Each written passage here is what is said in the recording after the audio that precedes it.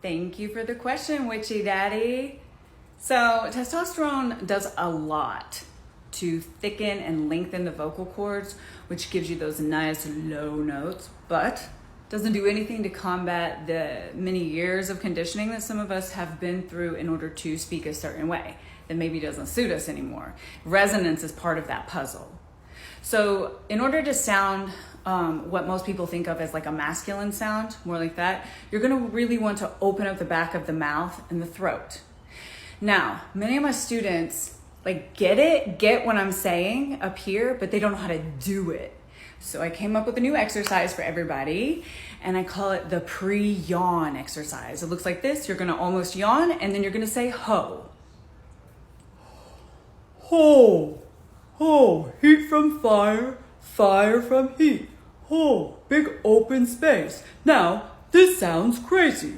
I'm not saying anybody should go around talking like that. You're just gonna go overboard with it so that you can really start to feel what that feels like. And once you can go overboard and sound crazy and dopey, then you can dial it back and give it as much as you want. Try it, let me know how it goes. Hey friends, I'm Micah, voice coach at transvoicetraining.com. Today, I have a tip for anybody who wants to masculinize their voice. Today's exercise addresses what I refer to as the melody of the voice. Think back to a time when you've heard someone talk with a lot of high pitches and low pitches in their sentences. Sometimes they'll go way up and then they'll end up coming back down. The opposite of that melody is a more monotone flavor that doesn't really change pitches very much, and if it does, it's very tiny little steps up and steps down.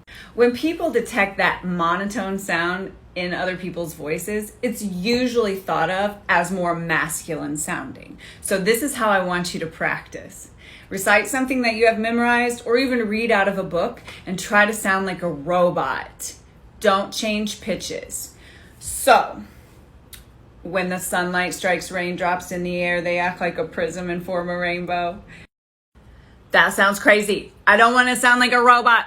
Remember, we're just going overboard and sounding completely monotone just to get the technique down. Then you can back off and give it a little bit of step up and step down here and there. Try it out. Tell me how it goes. There is, according to legend, a boiling pot of gold at one end. People look, but no one ever finds it. When a person looks for something beyond their reach, friends say they are looking for the pot of gold at the end of the rainbow. Wow. 3 quick. Now hold one low till you run out of breath.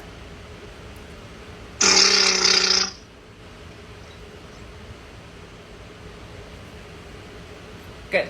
Now do oh. Oh. He.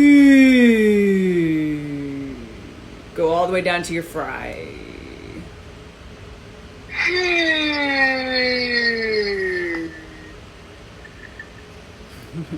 Dopa. Your turn. Dopa.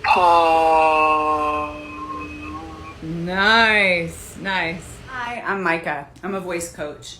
And I just want to send out a really important reminder to any of you out there who are training your voice right now. Learning a skill is a process.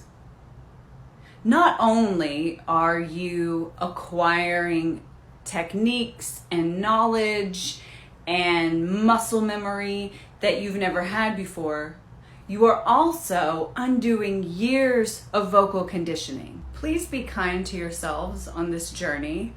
Allow yourself to make mistakes. Allow yourself to sound weird.